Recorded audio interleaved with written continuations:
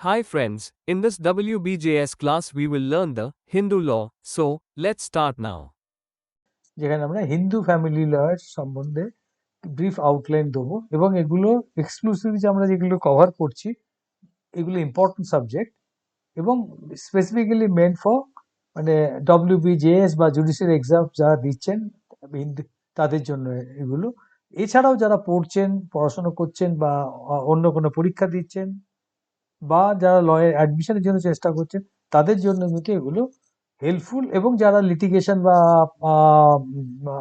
মানে প্র্যাকটিস করছেন learned advocates তাদের জন্য এগুলো কিন্তু খুব হেল্পফুল হবে। তো হিন্দুলো যদি আমরা বুঝতে পারি সেক্ষেত্রে আবার সেই একই জিনিস আমাদের প্রিলিমিনারি, মেন্স এবং ইন্টারভিউতে এই আমাদের কিন্তু খুব সুবিধা হবে ভালো মার্কস স্কোর করা, যাতে আমরা আমাদের র্যাঙ্কিংটা হাই হয় ডব্লিউবিজেএস এক্সামসের ক্ষেত্রে। হিন্দু ফ্যামিলি লটা কি? এটা খালি স্ট্যাটিউট নয়, এটা যে কমপ্লিট লিগাল সিস্টেম। লিগাল সিস্টেমটা কি কি গভর্ন করছে বা কি কি ডিকটেট করছে বা কি কি ইনফ্লুয়েন্স করছে? পার্সোনাল রিলেশনশিপস, তার মধ্যে কি কি থাকছে? ম্যারেজ, বিবাহ, ইনহেরিটেন্স, কেউ ইনহেরিট করছে, adoption and guardianship. For WBJS exam এই সাবজেক্টটা extremely scoring because questions are predictable, sections গুলো well defined and too many sections এক্ষেত্রে নেই, case laws are also repeatedly asked. আমরা আজকে ডিপ কনসেপচুয়াল এবং এক্সাম ওরিয়েন্টেড স্টাডি হিন্দু ফ্যামিলিরা করব, এবং এখানে সব ব্রিফ আউটলাইন আমরা রেফারেন্স দিয়ে যাব, passing reference sort of thing touch আপন, এবং আমরা যে স্টাডি মেটেরিয়াল তৈরি করব সেখানে আরো ডেপথ এবং ডিটেলসে গিয়ে এগুলোর ডিসক্রিপশন থাকবে, number one. Number two, case law ডিসক্রিপশনে থাকবে, এবং কিছু ক্ষেত্রে আমরা প্র্যাকটিস সেশনসও সেক্ষেত্রে আমরা উইথ অ্যান্সার্স, এবং সেই অ্যান্সার্সগুলোর why not A, why B, আর why not B, why C, why not C, why D, এইগুলো আমরা কিন্তু ওখানে এক্সপ্লেন করব যখন মাল্টিপল চয়েস কোশ্চেনের অ্যান্সারগুলো আমরা দেবো। এবার হিন্দু ফ্যামিলি ল কোথায় কোথায় অ্যাপ্লাই হয় তার introduction and scope. Hindus, Buddhist, Jains এবং শিখস কাদের জন্য অ্যাপ্লাই হয় না বা প্রযোজ্য নয়? Muslims, Christians, Parsis, they have got separate personal law, তাদের আলাদা পার্সোনাল ল থাকার জন্য হিন্দু ফ্যামিলি ল তাই মুসলিমস, ক্রিশ্চিয়ান এবং পার্সিসদের জন্য অ্যাপ্লিকেবল নয় বা প্রযোজ্য নয়। স্ট্যাটুটারি ফ্রেমওয়ার্ক মানে মডার্ন হিন্দু ল কোন চারটে মেজর স্ট্যাটু ওপরে দাঁড়িয়ে রয়েছে? একটা হলো Hindu marriage act 1955, Hindu succession act 1956, Hindu adoption and maintenance act 1956, Hindu minority and guardian act 1956। এই যে চারটে অ্যাক্টে আমরা কথা বললাম ওপরে, এগুলো কিন্তু পুরনো যত রুল আছে, নিয়ম আছে, সেগুলোকে রিপ্লেস করে একটা uniform legal system across the board create করেছে। তো এক্সামের জন্য ডব্লিউবিজিএস এর জন্য always start answers with Hindu law is primarily governed by codified statutes enacted in 1955, 1956। আমরা যে চারটে কথা বললাম, চারটেই কিন্তু আইদার 1955 বা আইদার অর 1956। এই চারটে যে কোডিফাইড স্ট্যাচু, এই হিন্দু ল প্রাইমারিলি রিভলভ করছে অ্যারাউন্ড দিস ফোর, চারটে যে অ্যাক্ট আছে এই চারটে মধ্যেই সবকিছু কিন্তু আমরা প্রশ্ন, উত্তর, সলিউশন এভরিথিং উইল গেট যদি আমরা এই চারটে অ্যাক্ট সম্বন্ধে একটু আমাদের ক্ল্যারিটি কনসেপচুয়াল থাকে। এবার পার্ট টু হলো Hindu marriage law. Concept of Hindu marriage, traditionally Hindu marriage was considered a sacrament মানে সংস্কারা, নট এ কন্ট্রাক্ট। এগুলো কন্ট্রাক্ট যুক্তি কোনো চুক্তির ব্যাপার না, এটা একটা সংস্কার বা এটা হিসেবে ধরা হতো।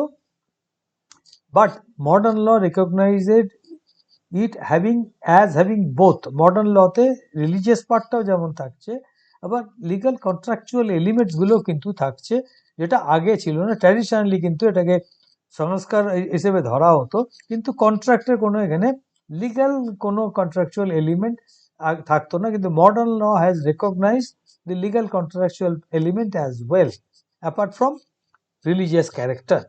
This dual nature is very important for answer writing. Conditions for valid marriage section 5, একটু আমরা যদি ডিপে গিয়ে বোঝার চেষ্টা করি, monogamy, a Hindu can't have more than one spouse at the same time. একজন হিন্দু, তিনি পুরুষই হোক আর মহিলাই হোক, তার একজনের বেশি স্বামী বা স্ত্রী থাকতে পারে না একই সাথে। If a person marries again during the lifetime of the spouse, second marriage is void and also punishable under IPC bigamy. Soundness of mind, the party must be capable of giving valid consent. সে যদি তার mind sound না হয়, যে যারা মানে they are entering into a marriage, বিয়ে করছেন একজন পুরুষ এবং একজন স্ত্রী মহিলা, সেই ক্ষেত্রে কিন্তু তারা যদি সেই সাউন্ডনেস অফ মাইন্ড না থাকে, আনসাউন্ড মাইন্ড থাকে, সেক্ষেত্রে তারা ভ্যালিড, কেন এখানে কনসেন্টের ব্যাপার থাকে দুজনেই, কেননা both of them have achieved the age of being adult, যেটা মহিলাদের ক্ষেত্রে 18 এবং পুরুষদের ক্ষেত্রে 21 বিবাহযোগ্য হওয়ার জন্য। এবার এইটা সাউন্ডনেস অফ মাইন্ড কি ইনক্লুড করছে? No unsoundness, no mental disorder making marriage unfit. হয়তো বিয়ে হলো, ম্যারেজ মেন্টাল ডিসঅর্ডার নেই, মেন্টাল কোনো ইয়ে থেকে সাফার করছেন, পরে গিয়ে কিন্তু এই ম্যারেজটা আনফিট হয়ে যায়। সেই জন্য এই দুটো সাউন্ডনেস অফ মাইন্ড বলতে নো আনসাউন্ডনেস থাকবে, আর নো কোনো মেন্টাল ডিসঅর্ডার মেকিং, যেটা ম্যারেজটাকে আলটিমেটলি আনফিট করতে পারে, এই দুটো যেন এর মধ্যে না থাকে। Important, mere mental illness doesn't invalidate marriage, severity matters. মানে মেন্টাল ইলনেসটার সিভিয়ারিটি, কতটা তীব্রতা আছে, তার উপর ডিপেন্ড করছে যে ম্যারেজটা ভ্যালিডেট হবে না ইনভ্যালিডেট হবে। খালি মানসিক অসুস্থতা থাকলে কিন্তু সেক্ষেত্রে বিবাহটা ইনভ্যালিডেট, বাতিল হয় না। এবার এজের রিকোয়ারমেন্ট, যেটা আমরা বললাম, মেয়েদের জন্য 21, যারা পুরুষ, এবং মহিলাদের জন্য 18। Child marriage is not automatically void, but এটা punishable and can be voidable. পরে আমরা ডিটেলসে পড়বো, ইভেন কন্ট্রাক্টের ক্ষেত্রেও what is void, what is voidable and what is null, সেই ডিফারেন্সগুলো আমরা বুঝবো বা বোঝার চেষ্টা করব। এবার prohibited relationship, marriage is prohibited between close relatives unless custom permits. এই যে ক্লোজ রিলেটিভ বলতে গেলে কি বোঝাচ্ছে? ভাই বোন, কাকা, ভাইজি।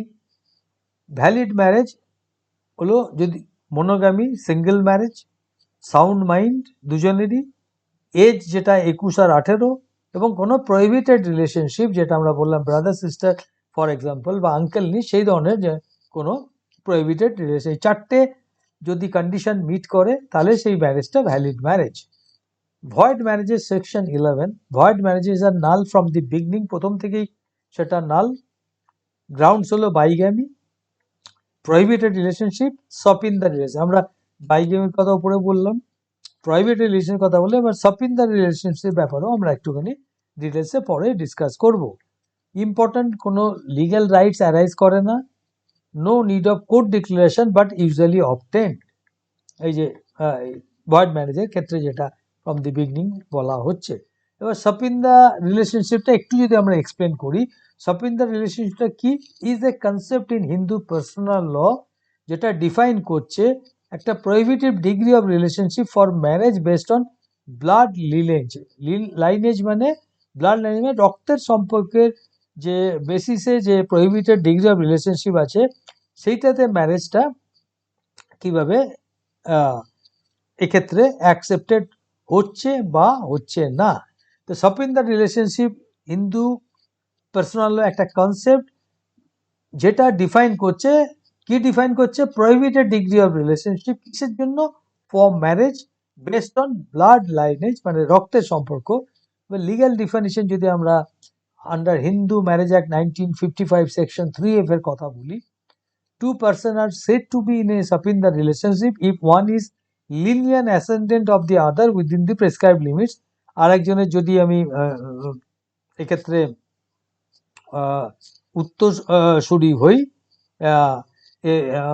উইদিন দি প্রেসক্রাইব লিমিট, সে লিমিটসটা এখানে ডিফাইন করা আছে। আর they have a common lineal ancestor within those, ওই লিমিটের মধ্যে দুজনে যদি একই পূর্বসূরি থাকে সেই এবং সেই লিমিটের মধ্যে, সেক্ষেত্রেও কিন্তু ধরা যাবে সেই দুজন যে মানে ব্যক্তি, মানে একজন মহিলা একজন পুরুষ, তারা they are said to be in a সাপিন্দার রিলেশনশিপ, যেটা হলে কিন্তু এক্ষেত্রে আপনার বিয়েটা আপনার লিগালি টেনেবল নয়, লিগালি ভাইয়েবল নয়, লিগালি অ্যাকসেপ্টেবল নয়। But degree of Sapindar relationship, the law fixes specific generational limits on the mother side, মায়ের দিক থেকে up to third generation inclusive, তিনটে জেনারেশন পর্যন্ত যদি ধরা হয় সেক্ষেত্রে জেনারেশন লিমিট বলা হচ্ছে, এবং বাবার দিক থেকে ফিফথ জেনারেশন ইনক্লুসিভ, পাঁচটা জেনারেশন পর্যন্ত, এবং যে পার্সন কনসার্ন তাকে ফার্স্ট জেনারেশন ধরা হচ্ছে, তারপরে সেকেন্ড, থার্ড, ফোর্থ, মাদার সাইডের জন্য থার্ড জেনারেশন, আর ফাদার সাইডের জন্য ফিফথ জেনারেশন, সেটাকে ধরে নিয়ে, এবং এখানে পার্সন কনসার্ন যার ব্যাপারে এটা বলা হচ্ছে তাকে ফার্স্ট জেনারেশন ধরে নিয়ে তারপরে আপনার পেছনের দিকে second, third, fourth, fifth generation আমরা দেখছি। ঠিক আছে, যেমন ফার্স্ট জেনারেশন যার বিয়ে হচ্ছে, সেকেন্ড জেনারেশন তার বাবা, থার্ড জেনারেশন তাদের ঠাকুর দাদা, হ্যাঁ, এবং মায়ের দিক থেকেও সেই রকমভাবেই এই থার্ড বা ফিফথ জেনারেশনটা ইনক্লুসিভ করে স্পেসিফিক জেনারেশন লিমিটসটা এখানে প্রেসক্রাইব করা হয়েছে লতে ভেরি ক্লিয়ারলি, যে হোয়াট ইজ ডিগ্রি অফ সাপিন্দার রিলেশনশিপ এবং কি স্পেসিফিক জেনারেশনাল লিমিটসটা এখানে অ্যাপ্লিকেবল বা প্রযোজ্য। Example, suppose A wants to marry B. If A and B share a common ancestor with 3 generations mother side or within 5 generations father side, যেটা আমরা একটু বললাম বা ডিসকাস করলাম, then they are sapindas and the marriage is prohibited. Legal consequences, যদি prohibited marriage হয়, legal consequences কি? A marriage between sapindas মধ্যে যদি কোনো বিবাহ ঘটিত হয়, সেই ক্ষেত্রে it is void under the Hindu Marriage Act 1955. Exception কি? Allowed if there is a valid custom or usage permitting such marriage. কিছু ক্ষেত্রে হয়তো পুরনো কিছু প্রথা আছে বা চলন আছে যেটা এই ধরনের ম্যারেজকে অ্যালাউ করে, সেই ক্ষেত্রে কিন্তু এই সাপিন্দাস যে ম্যারেজটা between sapindas void under Hindu marriage, সেই ক্ষেত্রে এটা এক্সেপশন হিসেবে কাজ করে এবং সেক্ষেত্রে এটা ভয়েড নয়, it is valid. Easy memory trick, 3 mother 5 father rule, think mother closer 3, father wider 5। Voidable ম্যারেজের section 12, this are valid until annul, যতক্ষণ না বাতিল হচ্ছে ততক্ষণ পর্যন্ত ভ্যালিড। গ্রাউন্ডস হলো fraud, force, impotency, pregnancy by another. তাহলে মানেগুলো আমরা বুঝতে পারছি। ফ্রড কি? ফোর্স মানে জোর করে, ইম্পোর্টেন্সি মানে not having the capacity to reproduce biologically, pregnancy by another, যদি অন্য কেউ এক্ষেত্রে তার দ্বারা কেউ প্রেগনেন্ট হন, সেই ক্ষেত্রে কিন্তু এটা অ্যানুয়াল হওয়ার ভয়েডেবল ম্যারেজের মধ্যে পড়ে। কি কনসেপ্ট হলো, ম্যারেজ এক্সিস্ট, বিবাহটা ততদিন আছে যতদিন কোর্ট, অনারেবল কোর্ট সেটাকে ক্যান্সেল বাতিল না করছেন। এবার কম্পারিজন হলো ভয়েড নো এক্সিস্টেন্স, ভয়েডেবল এক্সিস্ট করবে ততক্ষণই যতক্ষণ পর্যন্ত কোর্ট সেটাকে, অনারেবল কোর্ট সেটাকে ক্যান্সেল না করছেন। রেস্টিটিউশন অফ কনজুগাল রাইটস, এটা আসছে section 9। if one spouse withdraws without reasonable cause, the other may seek court order to restore cohabitation. একজন যদি মানে স্বামী বা স্ত্রী উইথড্র করেন সম্পর্ক থেকে, তার পেছনে যদি সাফিসিয়েন্ট বা রিজনেবল কারণ না থাকে, জাস্টিফাইবল কোনো কারণ না থাকে, সেক্ষেত্রে আরেকজন যদি, এক্ষেত্রে যদি স্ত্রী করছেন তাহলে স্বামী, স্বামী করলে স্ত্রী, তারা they may seek court order to restore cohabitation, cohabitation মানে একসাথে থাকার জন্য কোর্ট থেকে তারা অর্ডার আনতে পারেন। Legal debate, criticise as violating privacy, still valid law. Case Saroj Rani versus Sudarshan Kumar Chadha, judicial separation section 10। এটা হলো middle part between marriage and divorce. Marriage continues, no obligation to cohabit, often use before divorce. তো ডাইভোর্সের আগে একটা cooling off period থাকে, হ্যাঁ, this is generally 1 year। সেক্ষেত্রে you are not suppose to cohabit habit under the same roof, both husband and wife, for a period of 1 year, which is called cooling off period actually. It is a middle path between marriage and divorce. Marriage continue করছে কিন্তু একসাথে থাকার কোনো এখানে obligation বা compulsion বা binding কিছু নেই, এবং এটা ডিভোর্সের আগে জেনারেলি এই জুডিশিয়াল সেপারেশনটা থাকে। Divorce section 13 very important. Divorce legally dissolves marriage, যে ম্যারেজটা সেটা বাতিল হয়ে যায়। ডিসলিউশন অফ ম্যারেজ লিগালি যেটা হয় দ্যাট ইজ কল্ড ডিভোর্স, এটাকে ডিভোর্স বলা হয়। Grounds explain each briefly. Adultery, voluntary sexual relationship অন্য কারোর সাথে যদি হয়, ক্রুয়েলটি ফিজিক্যাল বা মেন্টাল, নির্দয় যদি হন, ডেজার্শন 2 বছর যদি কেউ কাউকে ছেড়ে থাকেন, কনভার্সন রিলিজিয়ান চেঞ্জ, কেউ হয়তো হিন্দু মুসলিম হলেন, মুসলিম কেউ হিন্দু হলেন, মেন্টাল ডিসঅর্ডার, কিন্তু আমরা যেটা আগে দেখেছি severity is simple mental illness বা mental disorder can't be a ground, একটা যুক্তি হতে পারে না for seeking divorce or grant of divorce. এক্ষেত্রে সিভিয়ারিটিটা is important, severe condition of mental disorder. Case law, Saira Banu versus Union of India establish gender justice principle, খুব important একটা case. এগুলো আমরা স্টাডি মেটেরিয়ালে সব ডিটেলসে আমরা দেবো, এবং এগুলো আমাদের ভালোভাবে পড়লে কনসেপচুয়াল ক্ল্যারিটিটা আরও বেশি আসবে। মিউচুয়াল ডিভোর্স সেকশন 13B, দুটো পার্টি বলতে হাজব্যান্ড অ্যান্ড ওয়াইফ এগ্রি করছে to live separately, mutual consent, cooling period যেটা আমি বললাম যে 1 বছরে, এক্ষেত্রে কিন্তু সেটাকে যদি দুজনে এগ্রি করেন মিউচুয়ালি, সেক্ষেত্রে কুলিং পিরিয়ডটাকে ওয়েভ অফ করতে পারেন, এবং court can allow them waiver of the cooling period. Maintenance section 24 and 25, interim maintenance section 24 যখন কেস চলছে বা প্রসিডিংস চলছে। Permanent alimony section 25, after divorce decree is announced, court consider, এক্ষেত্রে alimony যখন grant করেন কোর্ট, অনারেবল কোর্ট, 3টে জিনিস generally দেখা হয়, ইনকাম, স্ট্যাটাস অ্যান্ড নিডস।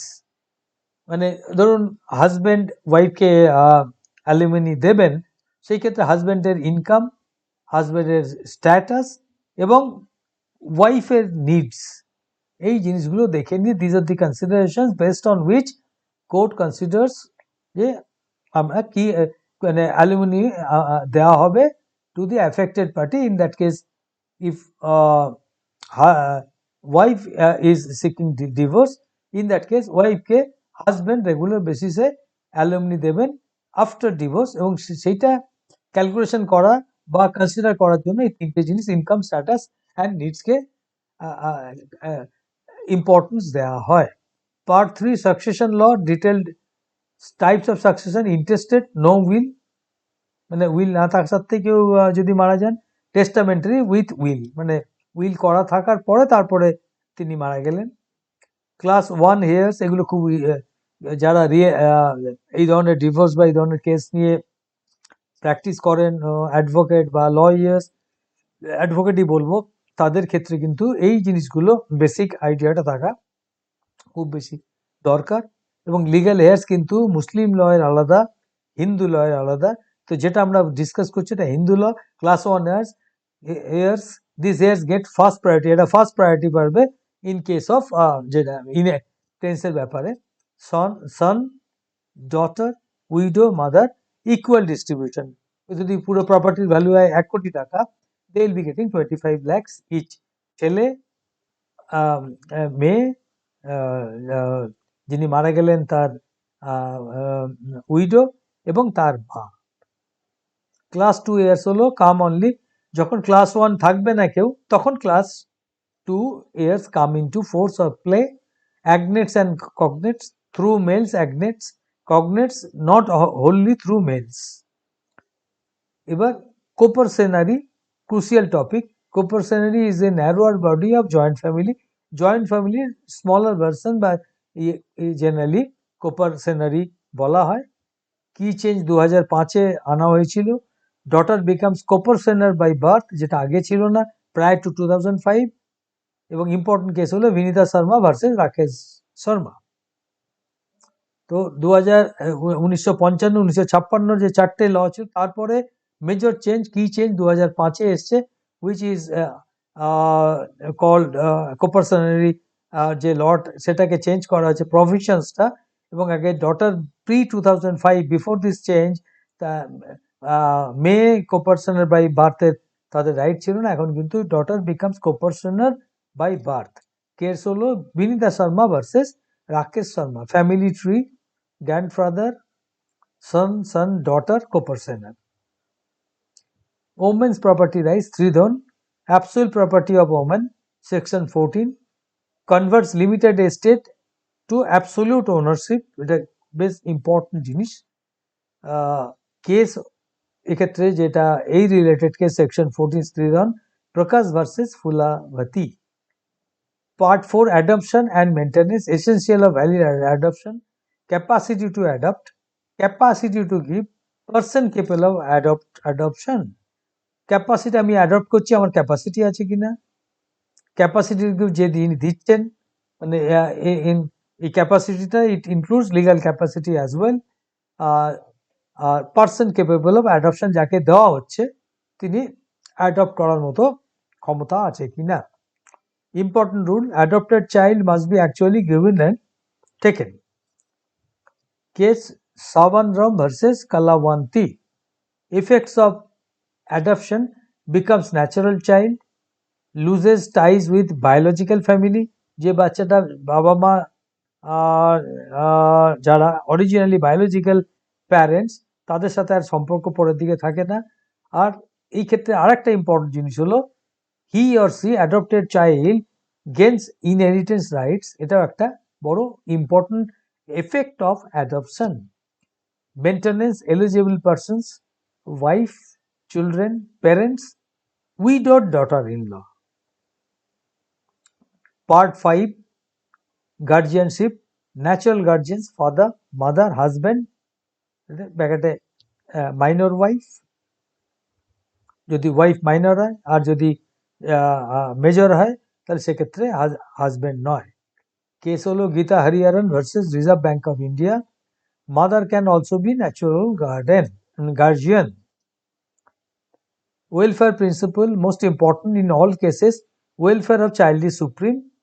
যত রকমের লিগাল প্রভিশনস বা রুলস আছে সব কিছুর ওপরে কিন্তু টপমোস্ট প্রায়োরিটি বা টপমোস্ট যেটা হলো ওয়েলফেয়ার অফ দি যে adopted child is supreme.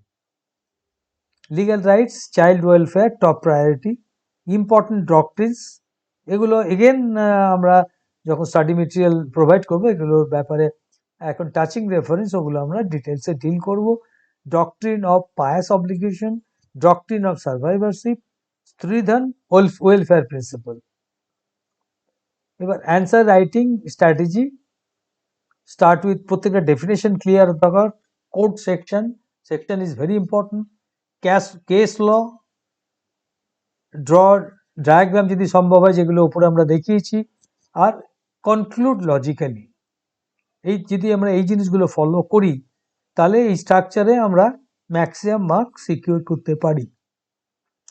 Final revision quick যদি আমরা যেটা কভার করলাম, marriage, succession, adoption, maintenance, guardianship, these are the pillars of Hindu family law. এবং ফাইনালি আমরা একটা ফ্লো চার্ট দেখব, যেখানে আমাদের হিন্দু ম্যারেজ অ্যাক্ট 1955-এ ভ্যালিড ম্যারেজ কি কি হলে ভ্যালিড ম্যারেজ হবে, ডাইভোর্সের কি কি গ্রাউন্ডস, অ্যাডপশন অ্যান্ড মেনটেনেন্স ক্ষেত্রে কি কি কনসিডারেশন বা ক্রাইটেরিয়া, 4টে ডক্ট্রিন যেটা রেফার করলাম আমরা, জাস্ট পাসিং রেফারেন্স, 4টে ডক্ট্রিন কি, তার একটা হিন্দু সাকসেশন অ্যাক্ট এবং মাইনরিটি অ্যান্ড গার্জিয়ানশিপ, যে আমরা 4টে পড়লাম বেসিক্যালি 1955, 1956 এবং সাবসিকুয়েন্টলি যেটা 2005-এ অ্যামেন্ডমেন্ট হয়েছে কোপারসেনার, এইগুলো এখানে আমরা সুন্দরভাবে একটা ছোট্ট গ্রাফিক্যাল বা ফ্লো চার্টের প্রেজেন্টেশনে, এবং এইগুলো যদি আমরা একটুখানি ভালোভাবে পড়ি বা এগুলো মাথায় রাখি, তাহলে কিন্তু আমাদের পরীক্ষার ক্ষেত্রে এবং বুঝতে এবং বেশি দিন মনে রাখতে অসুবিধে হবে না। Visit us. digitopedu.com